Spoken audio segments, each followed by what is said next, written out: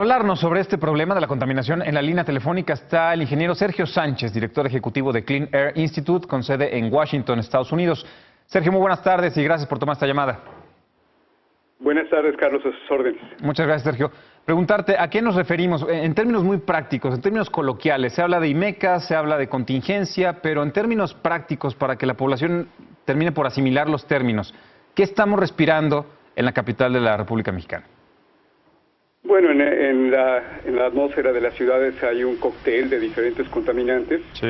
Y en el Valle de México los más importantes son partículas respirables y ozono. Las partículas respirables son particularmente peligrosas porque al ser muy pequeñas, muy finas, penetran a las vías respiratorias y causan diversas enfermedades, algunas de las cuales incrementan los índices de mortalidad. ¿De qué se componen estas partículas? ¿Es carbono? ¿Qué sustancias entran al cuerpo, Sergio? Estas partículas son sólidas o líquidas e incluyen diversos materiales que pueden incluir tanto materiales, minerales, polvo, pero también carbono negro, que es hollín, que no se alcanzó a quemar bien. Y en general son todas aquellas sustancias que se generan de la quema de combustibles, particularmente en los automóviles, en las fábricas, aunque también hay polvos suspendidos que provienen de la erosión del suelo y de las calles sin pavimento o incluso de la resuspensión de polvos. Como especialista y conocedor del tema, Sergio, ¿están reduciéndose los niveles de ozono luego de aplicar los programas de Hoy No Circula? Vaya, ¿sí se despeja realmente? ¿Bajan los niveles de ozono en el Valle de México y en las zonas del Estado de México tras estos planes de contingencia o solamente se reduce el tráfico?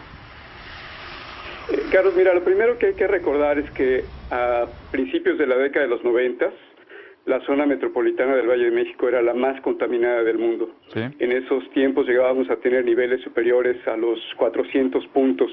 En ese tiempo se llamaban IMECAS. Estos niveles se han venido reduciendo sustancialmente gracias a la aplicación de programas contra la contaminación. El primero fue el Programa Integral contra la Contaminación Atmosférica, el PICA, y después los ProAires. ¿Qué se hizo en ese tiempo? Se introdujeron convertidores catalíticos, se mejoró la calidad de las gasolinas, así como la del diésel, se controlaron emisiones industriales. Muchas industrias del Valle de México salieron en ese tiempo y eso permitió una reducción sustancial. No obstante, sigue persistiendo un problema de contaminación del aire que en estos momentos se está reflejando en una contingencia atmosférica.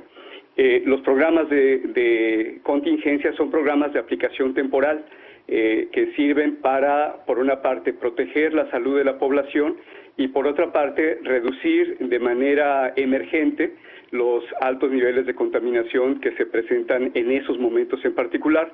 No obstante, los programas de contingencia no sustituyen o no deben sustituir los programas de mejora de la calidad del aire, los ProAires. El ProAire que está vigente en el Valle de México es el ProAire 2010-2020 y ese programa contiene medidas que se aplican a los vehículos automotores, los combustibles, el transporte en general, la industria, los servicios, programas que tienen que ver con la reforestación, el combate a la erosión, programas de desarrollo urbano, y esos son los programas que dan los resultados de corto y mediano plazo que estamos buscando. Por eso creo que es muy importante no perder de vista que el programa de contingencias establece, como decía, estas medidas de carácter temporal, de aplicación emergente, pero lo fundamental es seguir avanzando en la aplicación del ProAire. Sergio, con base en esto que señalas, se va a anunciar una nueva estructura. Esto es temporal, bien lo dices, se va a anunciar una nueva estructura del programa Hoy No Circula en próximos meses. Pero vaya, tampoco va a ser la panacea para resolver este problema. ¿Qué se debe hacer para resolver el problema? Se deben ser mucho más estrictos con transporte público, que son los que más elementos contaminantes arrojan a la atmósfera, mejorar la calidad de los hidrocarburos, en el caso concreto de las gasolinas, que en muchos casos tienen mucho azufre. ¿Cuáles son los puntos clave para que realmente esto deje de ocurrir y estemos viviendo en una situación tan compleja como la que vivimos en la Ciudad de México? Se necesita actuar por diferentes frentes. Cuando hablamos de problemas de contaminación del aire y movilidad sustentable, estamos hablando desde luego de la necesidad de avanzar en la mejora de la tecnología y la calidad de los combustibles, tanto de los vehículos existentes, los que están en circulación, como los nuevos. Introducir diésel de ultra bajo contenido de azufre es fundamental. En el Valle de México ya se tiene, pero también la introducción de camiones y autobuses más limpios, lo mismo que vehículos particulares de menores emisiones. Se requiere también avanzar de manera particular en la expansión de los sistemas de transporte público. Los sistemas de transporte público han avanzado mucho en estos tiempos, pero se requiere todavía mucho más. El transporte público es insuficiente para satisfacer las necesidades de la población y es fundamental invertir mucho más en la expansión de estos sistemas. El tema de la mejora del transporte de carga, tanto la tecnología como la logística es muy importante, así como también el inducir a un menor uso de los automóviles.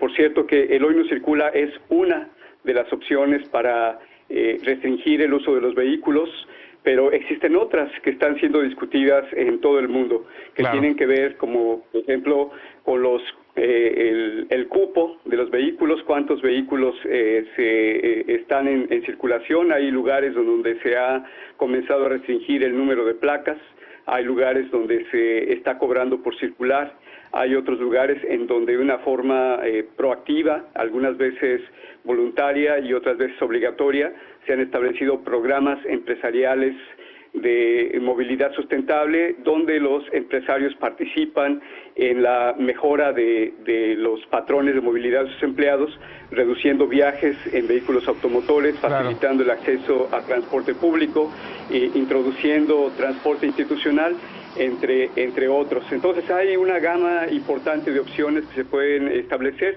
y creo que son de los aspectos que tendrán que discutirse en las próximas semanas cuando se revisen los resultados de esta fase del Hoy No Circula. Sergio, brevemente preguntarte, desde los hogares, ¿cómo se contamina? ¿Seguimos utilizando el gas LP cuando la mayoría de los países del mundo utilizan gas natural que tiene mucho menos nivel de impacto en el ambiente? Sí, desde luego que es importante cambiar al uso de combustibles más limpios, y no solamente en los hogares, sino en la industria, en el transporte, también generar electricidad a través de energías, un mayor porcentaje de energías renovables, entre otras opciones. Sergio Sánchez, director ejecutivo de Clean Air Institute, muchas gracias por tomar la llamada para Foro TV y seguimos en comunicación. Muchas gracias, Carlos. Gracias, Sergio. Buenas tardes.